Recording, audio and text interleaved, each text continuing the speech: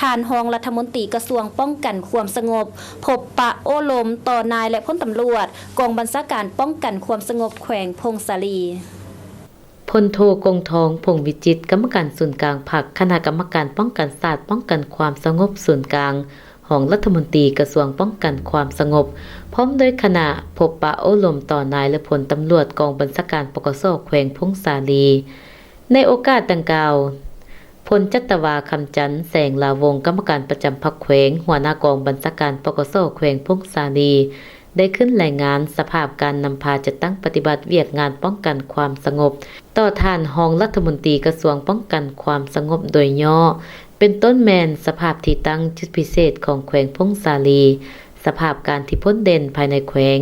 สภาพการนำพาจัดตั้งปฏิบัติคงเขตเวียกงานการจัดตั้งพรรคเวียกงานปกปักรักษาความสงบตาม4ขาดหมาย4แผนงานใหญ่41โครงการติดพันกับการจัดตั้งปฏิบัติวาระแห่งชาติว่าด้วยการแก้ไขปัญหายาเสพติดโอกาสที่มีความหมายความสำคัญดังกล่าวพลโทกงทองพงวิจิตรรองรัฐมนตรีกระทรวงป้องกันความสงบได้กล่าวแสดงความย่องยอสมเสยต่อคณะพรรคคณะบัญชาทุกขั้นตลอดหอดนายและผลตำรวจทุกสหายที่ซุ่มทุกเหื่อแหงของตนเข้าในการจัดตั้งปฏิบัติหน้าที่ปกปักรักษาและสร้างสรรค์พัฒนาประเทศชาติ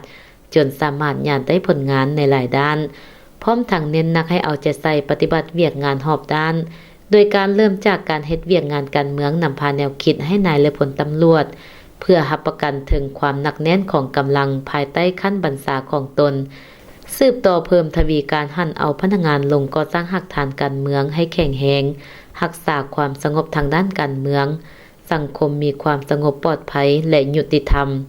สิ่งสำคัญกำลังป้องกันความสงบแขวงต้องเอาใจใส่อย่างแข็งแรงต่อกับการเก็บกำบรรดาเป้าหมายที่มีการเคลื่อนไหวก่อความบ่สงบในด้านต่างๆทั้งซอกให้ได้แก้ไขให้ทันเวลาถูกต้องหัดกลุ่มรับประกันความสงบความเป็นระเบียบเรียบร้อยของสังคมเพื่อสร้างเงื่อนไขอำนวยความสะดวกให้แก่การพัฒนาเศรษฐกิจภายในแขวงพงศาลีให้เจริญก้าวหน้าขึ้นเรื่อยๆ